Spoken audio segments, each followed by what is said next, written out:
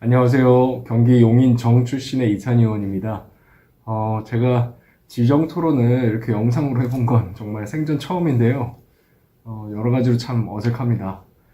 근데 이제 주최 측에도 말씀을 드렸는데 이렇게라도 참여하는 게 더 좋겠다 말씀을 주셔서 그렇게 한번 해봤습니다. 오늘 좋은 토론이 됐으면 좋겠습니다.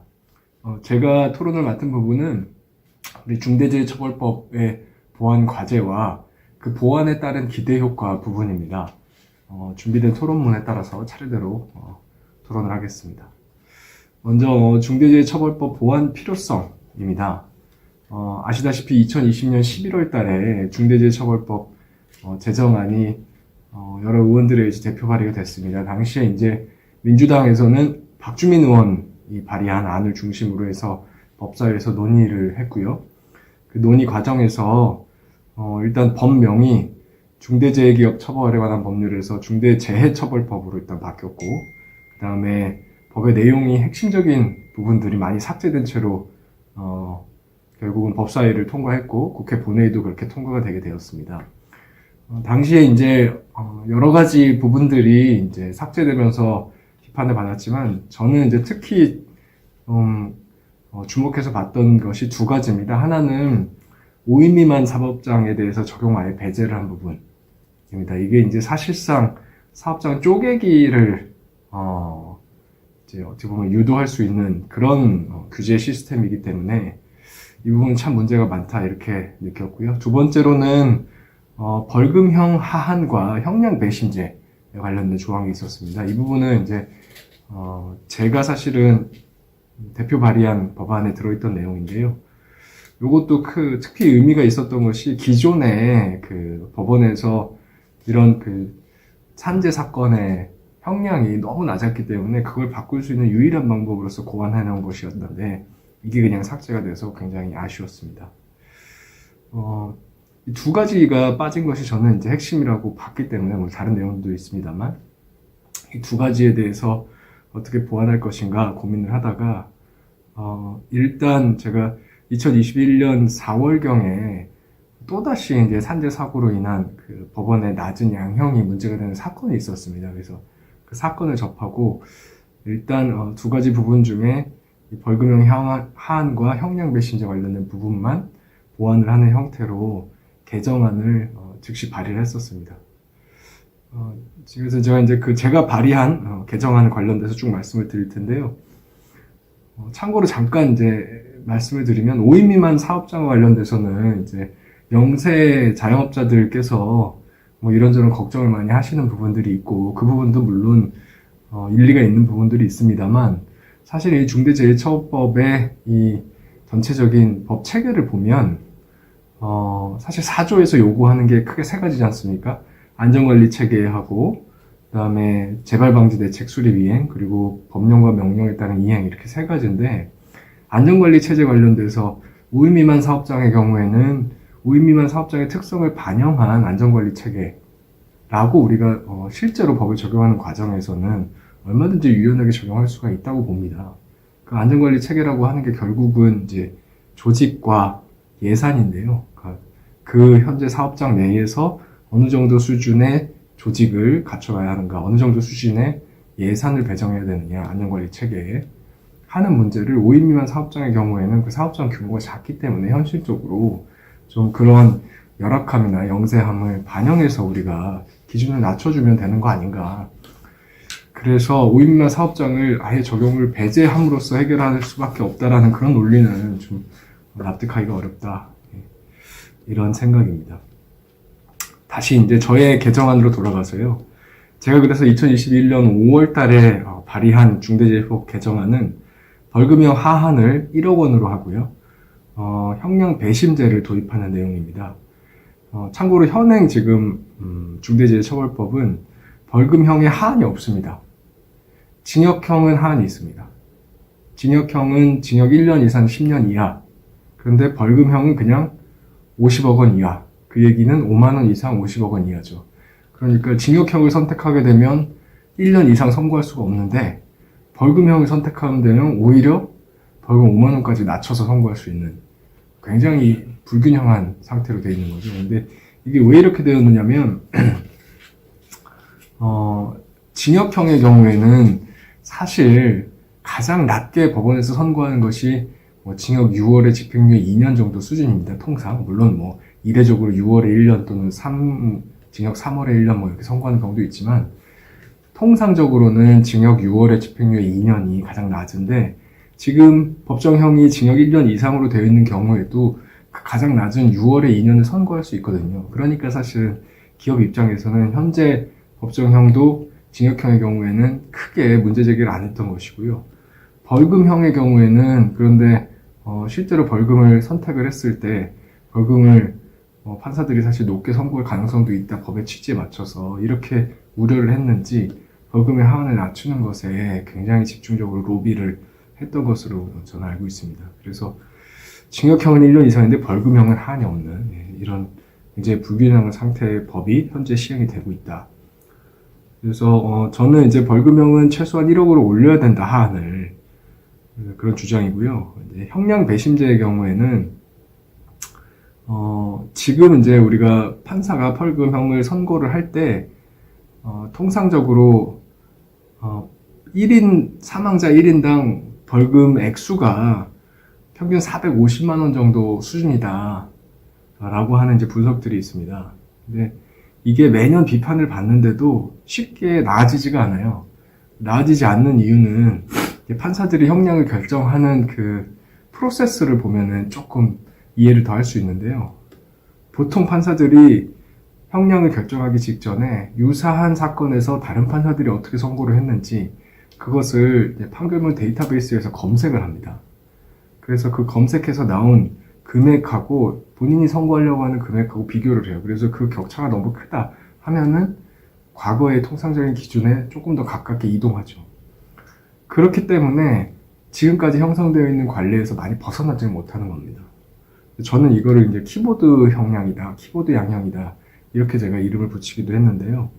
그래서 판사들이 지금 하고 있는 업무 방식대로 따라가는 경우에는 벌금형 하한을 특별히 만들지 않는 이상은 형량이 확 바뀌기 어렵다라는 생각이 있었고요. 그래서 벌금형 하한을 높이는 것과 동시에 이 형량을 정하는 프로세스 자체도 판사가 정하는 것이 아니라 국민들이 참여해서 형량을 형량하는 의견을 제시할 수 있도록 하는 게 필요하다. 그런 생각입니다. 네, 그러면 이제 이렇게 벌금형 하한과 형량 배신제가 도입되면 뭐가 달라지느냐? 당연히 형량이 높아지겠죠. 근데 형량이 높아지는 게 왜 필요하냐? 단순히 그 사건에서 해당 사업자 위반자를 강하게 처벌함으로써 우리의 응보 감정을 만족시키기 위해서 하는 게 아니고요. 사실 이거는 위하력을 제고하기 위한 것입니다. 그러니까 우리가 산재 사건은 당연히 뭐 벌어진 이후에 책임자를 처벌하는 것보다 예방하는 게 더 중요하겠죠. 근데 예방이 왜 안 될까요? 그 산재 사고를 막기 위한 안전관리 시스템을 갖추는데 인력과 예산이 드는데 그 인력과 예산을 투입할 동기가 없기 때문이죠. 왜냐하면 위반했을 때의 사업자가 부담해야 될 불이익보다 그 안전관리 체제를 만들기 위해서 투입해야 될 인력 예산의 비용이 더 높은 거거든요. 그러니까 합리적으로 생각하는 경제활동 주체 입장에서는 굳이 이거를 안전관리 체계를 먼저 만들 필요가 없는 거죠.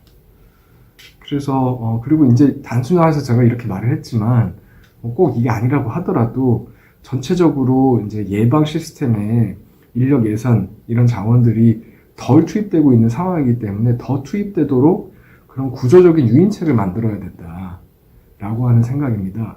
그래서 구조적인 유인책을 만들려고 하면 두 가지죠. 그거는 거기에 인력 예산, 예방 시스템에 인력 예산을 더 투입함으로써 인센티브가 부여되거나 아니면 인력 예산을 투입하지 않았을 때 페널티가 더 커지거나. 근데 지금은 둘 다 부족하다. 그 중에 하나인 페널티를 높이는 것. 그것과 관련돼서는 벌금형 하한 높이고 형량 배신제 도입이 돼야 됩니다. 지금 벌금 450만 원 페널티가 너무 약하다라는 얘기입니다. 그래서 결국은 그 응보 감정이라기보다는 이 위하력, 그 중에서도 특히 일반 예방 효과를 제고하기 위해서 필요하다라는 의견입니다. 그래서 저는 이제 이 법안이 기존에 어떻게 보면 그러니까 이 법안이라고 하는 게 지금 현재 중대재해처벌법이 기존에 산재 사고가 계속해서 반복되고 정부와 우리 의회의 노력에도 불구하고 줄어들지 않는 상황을 계속해서 개선하지 못하게 될 거다라고 하는 우려가 크고요. 과거에 보면 제가 이제 사례들을 몇 가지 적어놨는데 3번 사례 같은 경우는 참 저도 놀랐습니다. 그러니까 제 작년에 5월 달에 부산 신항에서 사고가 하나 있었습니다. 그때 이제 신호수가 없는 채로 차량을 운행을 하다가 사고가 있었는데 현장에 가보니까 이런 사고가 비일비재하다는 거예요. 그래서 지난 3년간 12건이 발생을 했다. 근데 그 12건 모두 다 벌금 500만 원에서 700만 원 정도가 선고됐다. 그래서 사고가 난 다음에 벌금을 부담을 하고 또 행정적인 불이익 이거를 부담을 하고도 바뀌지 않더라. 왜냐면 그걸 바꾸는데, 그러니까 2인 1조, 사실 신호수 두려고 하면 사실상 이제 2인 1조 근무를 하게 되는 거고, 그것 따라서 인건비가 확 늘어나는데, 그 인건비 부담하는 것보다는 이런 형사적인 벌금이라던가 행정 불이익을 부담하는 것이 훨씬 더 편리하다라는 거죠. 이런 상황을 개선시키기 위해서는 단순히 지금 중대재해처벌법 벌금형 하한이 없는 조항만으로는 불가능하고요.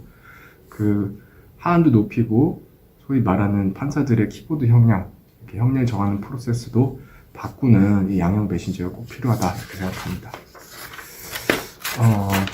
마지막으로 제가 그 기대 효과 부분 관련돼서 한 가지만 말씀드리고 마무리하겠습니다.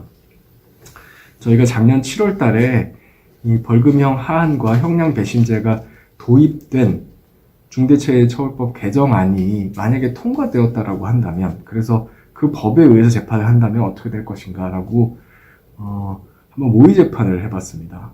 그래서 구의역 우리 김군 사건을 가지고 그 재판의 기록을 입수해서 똑같은 기록을 놓고 우리 현행 법에 따른 재판 절차를 모두 다 지키면서 한번 재판을 해봤습니다. 그리고 그 당시에 재판부를 전 대법관 그리고 전 판사 또 아마 여기 오늘도 참여하고 계실 것 같은데요. 산재의 우리 전문가분들을 모시고 재판부를 구성을 했고 또 형량 배심제, 배심원들로 또 일반 시민들 뿐만이 아니라 전문가들까지 같이 모시고 재판을 한번 해봤습니다. 그래서 일방적으로 우리 사망한 노동자 측의 의견만 부각시키지 않았고요. 사업자 측도 충분히 이제 의견을 진술하도록 하고 변호인들도 좀 내실 있게 준비해서 모의 재판을 치렀는데요.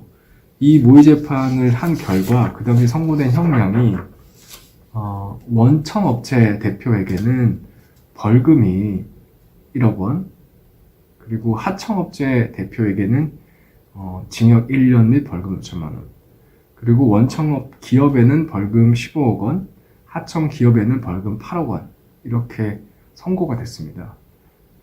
이게 무슨 얘기냐면 원청의 경우에는 기업의 벌금 15억 원이 선고된 게 눈에 들어오고요. 하청의 경우에는 대표에게 징역 1년이라는 실형이 선고된 게 이제 눈에 들어옵니다. 이거는 실제 재판 결과랑은 굉장히 다르죠. 실제 재판 결과에서는 원청 기업 대표에게는 벌금 1,000만 원, 하청 기업 대표에게는 집행유예가 선고가 됐는데요. 이 형량 배심제를 적용을 한 결과를 보면 원청의 경우에는 구조적인 책임을 물는다. 그래서 원청 업체가 이런 안전관리 체계를 구축하기 위해서 필요한 조직과 인력을 충분히 갖추지 못했다. 그래서 이걸 갖추도록 할 구조적인 유인책을 만들어야 된다라는 거에 배심원들도 동의를 해서 벌금 15억 원을 선고했고 이걸 재판부가 그대로 받아들였습니다. 그래서 벌금 15억 원. 그 다음에 하청업체의 경우에는 하청업 기업에 물론 벌금도 8억 원이 선고가 됐지만 하청 대표는 현장에서 매일같이 그 안전의 어떤 위험성들이나 이런 것들을 아는 채 노동자들이 일하는 것을 인식하고 있었음에도 불구하고 개선책을 원청 기업에 요구하지 않았다라고 하는 측면을 배심원들이 중요하게 생각을 해서 개인에게 아예 실형 1년, 징역 1년의 책임을 물었죠. 그러니까 이것은 과실범이긴 하지만 사실상 죽음이 있을 수 있다라고 하는 것을 예견하면서도 묵인했다라고 하는 미필적 고의에 가까운 과실 책임을 저는 물은 거라고 생각합니다. 그래서 저는 이 재판 결과는 굉장히 의미가 있다. 그래서 배심원들이라고 해서 무조건 뭐 아주 높은 가혹한 형량을 선고하거나 이런 것이 아니라 이 구조적인 이유 이런 것들을 들여다보시고 이걸 개선하기 위해서 원청업체에는 구조적인 유인책을 주고 하청업체에는 개인적인 책임을 묻고 하는 이런 지혜를 발휘하더라 라고 하는 측면에서 아주 좋은 사례라고 생각을 합니다. 그리고 그 전직 대법관을 포함한 재판부에서 이 형량 배심원들이 제시한 권고한 이 형량 관련된 의견을 그대로 받아들였다라고 하는 것은 기존 법 질서 체계 안에서도 이 개정된 법이 효과를 발휘할 수 있다. 어느 정도 합리성이 인정된다라고 하는 것을 보여준다고 생각합니다. 이상으로 우리 중대재해처벌법 보완 과제 및 보완에 따른 기대 효과에 관련돼서 제가 맡은 지정 토론을 마치고자 합니다. 고맙습니다.